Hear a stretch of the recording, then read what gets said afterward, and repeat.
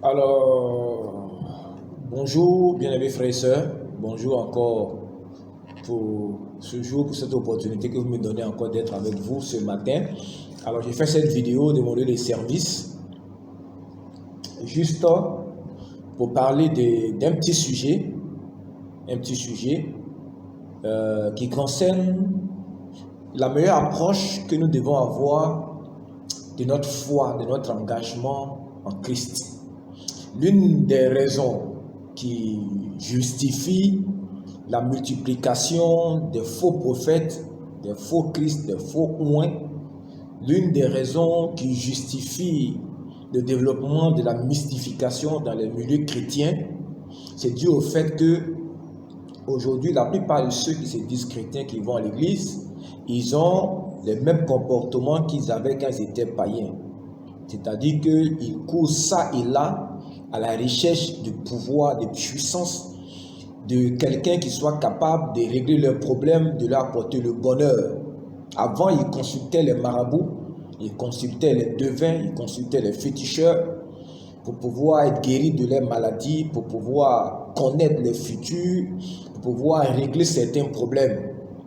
Quand ils devaient passer des concours, ils pouvaient aller voir quelqu'un qui a des pouvoirs occultes pour les aider à réussir un examen, à réussir un concours. Et maintenant qu'ils sont chrétiens en griffe, alors ils ne peuvent plus aller vers ces personnes, donc ils vont remplacer ces devins-là par leurs pasteurs, par leurs prophètes, par leurs dadis, par leurs pères spirituels. Et leur nouvelle attitude, c'est quoi? C'est que quand ces gens-là viennent dans vos assemblées, ils viennent vous mettre la pression pour que vous résolviez. Donc ces gens, ils vont mettre la pression au pasteur, ils vont les embrouiller pour que le pasteur puisse régler leurs problèmes. Que le pasteur puisse prier pour leur délivrance, prier pour les concours, prier pour les enfants, pour que les enfants réussissent à l'examen. Et il y a des hommes de Dieu qui se prêtent à ce jeu-là. Pourquoi? Parce qu'ils ont besoin de fidèles, parce qu'ils ont besoin de membres. Alors, en disant ça, je ne suis pas contre le fait qu'on prie pour des fidèles, qu'on prie pour des situations. Je n'ai rien contre la prière.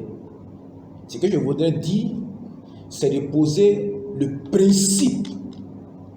Quand on vient à Jésus, quel est le principe de Christ?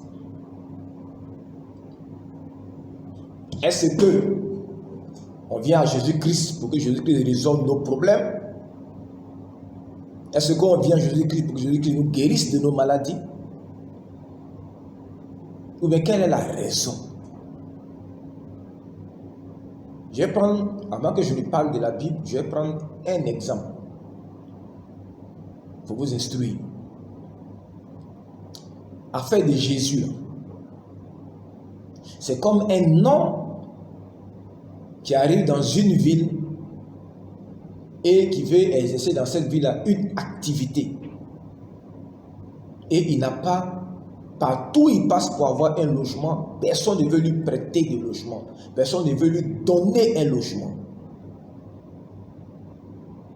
Alors, cet homme, en se promenant dans la ville, il tombe sur un vieux bâtiment complètement désaffecté, abandonné.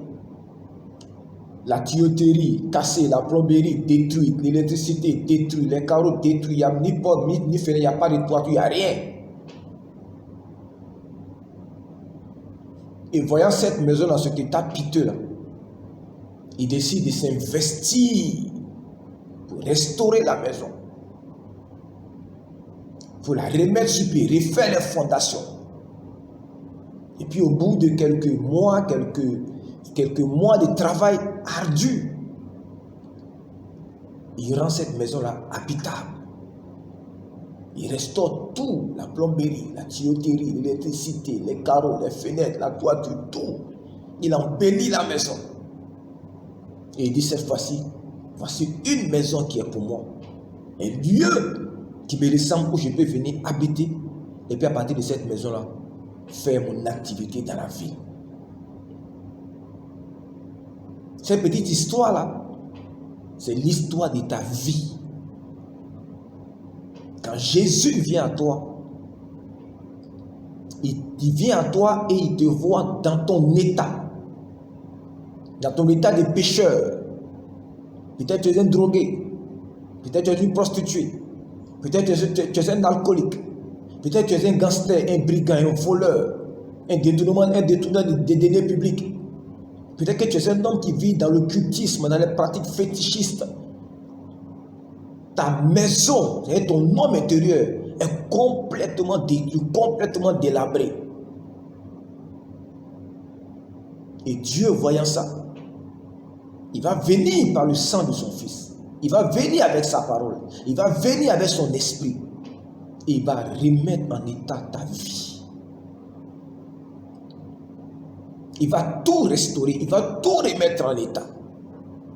Et quand il a fini de nettoyer cette maison qui est ta vie, qui est ton environnement sociologique, quand il va te libérer de tous ces problèmes, il va décider maintenant de venir faire de toi sa demeure. Afin qu'à partir de toi, il puisse s'étendre dans ta famille, dans ton quartier, dans ta communauté de base, dans ta ville, dans ton pays. Qu'à partir de toi, il puisse rayonner et se faire connaître. C'est pourquoi dans le livre de 2 Corinthiens au chapitre 5, à partir du verset 14, il est dit: car l'amour de Christ nous presse, parce que nous estimons que si un seul est mort pour tous, tous sont donc morts, et qu'il est mort pour tous, afin que ceux qui vivent ne vivent plus pour eux-mêmes, mais pour celui qui est mort et ressuscité pour eux. Ainsi, dès maintenant, nous ne connaissons personne selon la chair, et si nous avons connu Christ selon la chair, maintenant nous ne le connaissons plus de cette manière. Le verset dit qu'un seul est mort et il est ressuscité pour nous, afin que nous qui allons profiter de sa mort, nous qui allons profiter de l'œuvre de son âme, nous qui allons profiter de son sang qui est versé, nous qui allons profiter de son œuvre de rédemption et de la puissance de restauration, surtout dans le Saint-Esprit.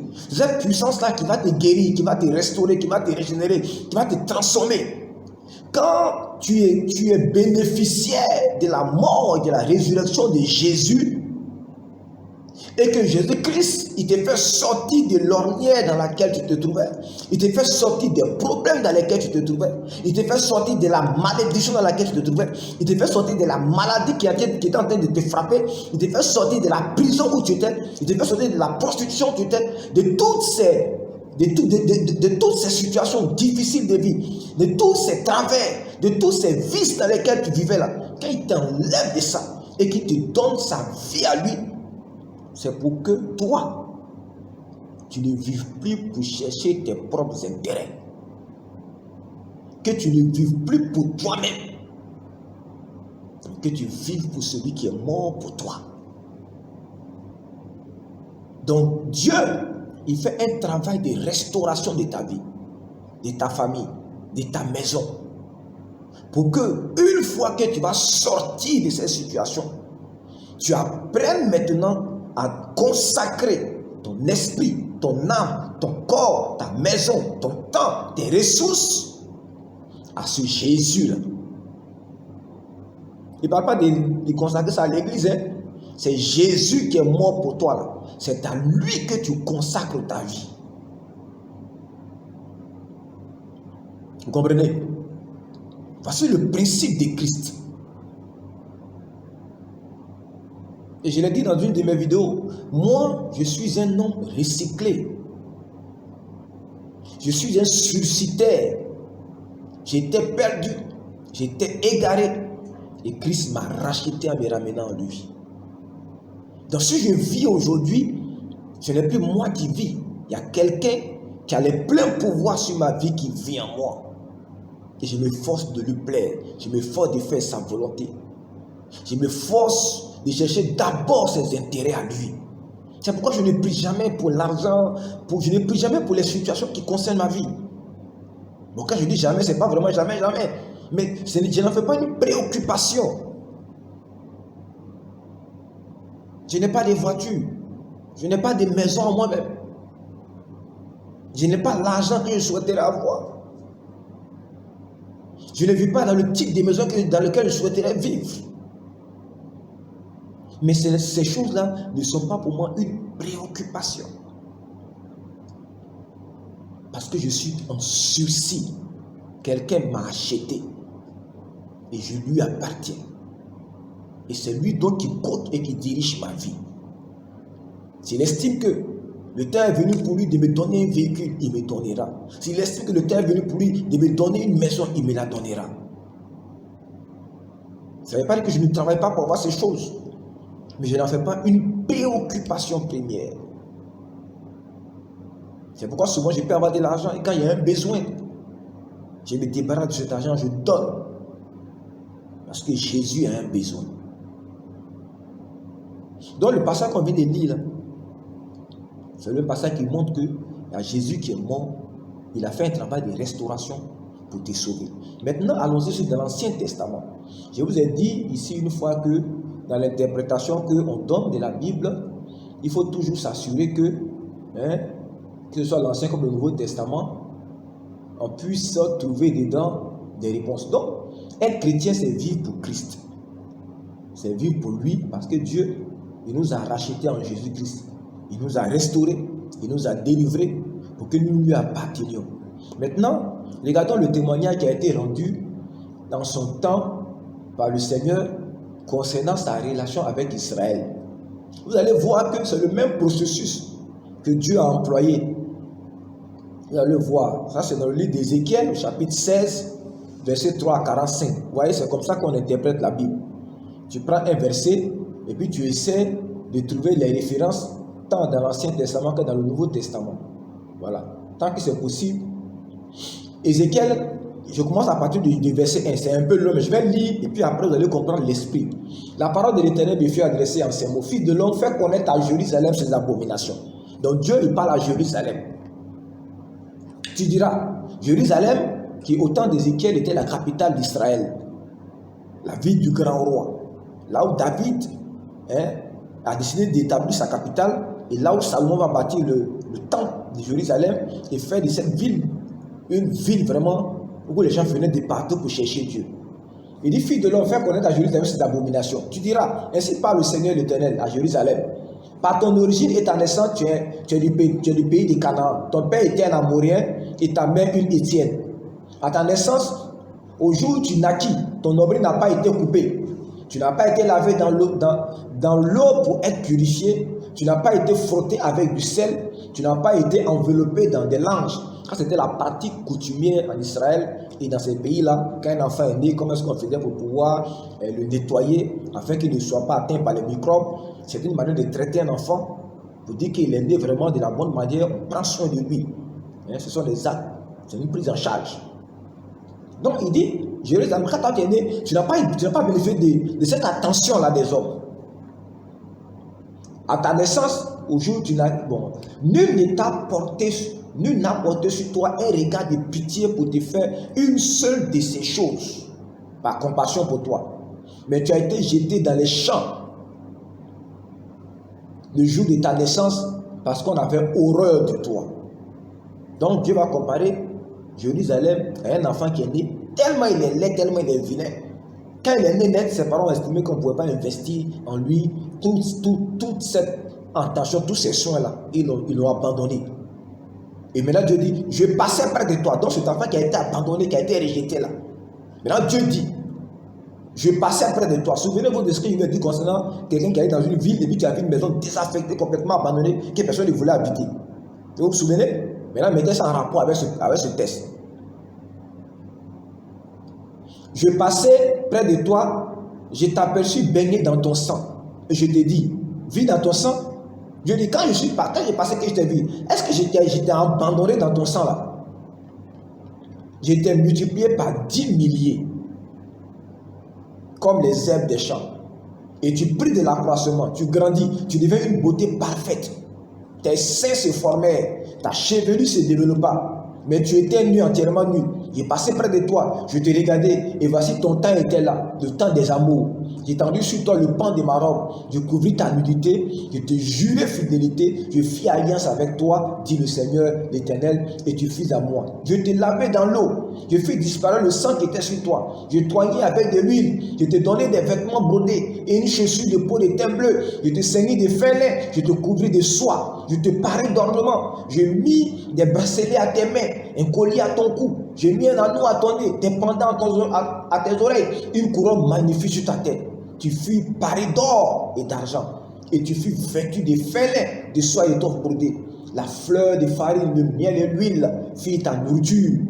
Tu étais une beauté accomplie, digne de la royauté, et ta renommée se répandit parmi les nations à cause de ta beauté, car elle était parfaite, grâce à l'éclat dont je t'avais orné, dit le Seigneur l'Éternel. Mais tu t'es confié dans ta beauté, et tu t'es prostitué à la faveur de ton nom. Tu as produit des prostitutions à tous les passants, tu t'es livré à eux.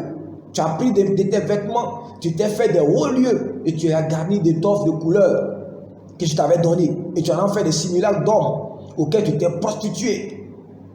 Tu as pris tes vêtements brodés, tu en as couvert, et tu as offert ces simulacres mon huile et mon encens. Donc, le Seigneur, il prend l'exemple de Jérusalem, qui compare à une fille qui est née dans le sang, que ses parents ont rejeté, et que lui, il a d'abord approché, il a pris soin d'elle. Quand elle a grandi, il a décidé de l'épouser et de lui faire porter son nom. Il a bien des paris magnifiques, merveilleux. Et lorsque cette femme-là a vu qu'elle était maintenant une beauté accomplie, elle va se détourner de ce Dieu-là pour chercher ses propres avantages. C'est une image des chrétiens d'aujourd'hui qui, après avoir été délivrés par le Seigneur, restaurés, renouvelés, ils courent après leurs propres désirs, leurs propres avantages. Ils ne se soucient plus de Christ. Ils ne cherchent pas sa faveur, ils ne cherchent pas sa volonté. Quand ils prient le matin, c'est leur propre besoin. Quand ils prient le soir, c'est leur propre besoin. Jésus a des besoins. Et les besoins de Christ, ce n'est pas l'argent. La Bible dit, dans le livre de 2 Pierre, qu'on va lire, vous pouvez lire tout le reste. Maintenant, lisons dans 2 Pierre, quels sont les besoins du Seigneur Jésus? Quand le Seigneur t'a sauvé, et puis il t'a délivré là, pardon, il faut arrêter de prier pour avoir voiture, prier pour avoir mari, prier pour avoir femme. Ce n'est pas ça qui est le problème. Il faut arrêter de te préoccuper de ta situation sociale. Situation sociale que tu peux régler en travaillant. Il y a les principes du travail. 1 Pierre 2, le verset 9 dit quoi? Voilà ce que le 1 Pierre 2, verset 9 dit. Vous, au contraire, vous êtes une race élue, choisie, un sacerdoce royal. Souvenez-vous de ce que Dieu a dit à Jérusalem. Je t'ai couronné. J'ai fait de toi un sacerdoce royal, une nation sainte, un peuple acquis, afin que vous annonciez les vertus de celui qui vous a appelé des ténèbres à son admirable lumière. Vous qui autrefois n'étiez pas un peuple et qui maintenant êtes le peuple de Dieu. Vous qui n'avez pas obtenu miséricorde et qui maintenant avez obtenu miséricorde. Donc Dieu vous a appelé pour que vous puissiez annoncer ses vertus, faire connaître sa bonté, sa miséricorde, sa justice, faire connaître sa volonté. Dieu vous a appelé pour que vous soyez la lumière du monde, pour que vous rayonniez. Il vous a appelé pour que vous soyez le sel de la terre. C'est vous qui devez rendre la vie agréable là où vous êtes. C'est vous qui devez éclairer les gens, sans rien leur demander, sans rien leur exiger. Vous devez être un sacrifice vivant pour Christ. Quand vous êtes dans un milieu, les gens ne veulent rien faire, vous devez être le volontaire, la volontaire pour faire ce que les autres refusent de faire. Voilà ce à quoi Dieu nous a appelés, chers amis. Un seul est mort pour nous tous, afin que nous qui vivions, nous ne vivions plus pour nous-mêmes, que nous vivions pour ce Christ qui est mort pour nous. Ce Christ qui nous a donné sa vie, qui nous a revêtu de sa gloire, qui nous a revêtu de ses ornements, qui nous a revêtu de sa paix, de sa grandeur. Nous devons vivre pour lui. Et vivre pour Christ, ce n'est pas vivre dans une communauté chrétienne, ce n'est pas vivre dans une dénomination. C'est être capable de porter la lumière de Christ partout où besoin sera. C'est la leçon de la parabole du bon samaritain. Jésus n'est pas enfermé dans une communauté. Jésus n'est pas enfermé dans une dénomination. Il n'est pas enfermé chez les baptistes. Il n'est pas enfermé chez l'Assemblée de Dieu. Il n'est pas enfermé chez les pentecôtistes. Il n'est pas enfermé chez les méthodistes. Il n'est pas enfermé chez les baptistes. Il n'est pas lié par ces milieux-là. Donc quand tu lis ta vie dans ces milieux-là, tu n'es pas en train d'annoncer les vertus de Christ.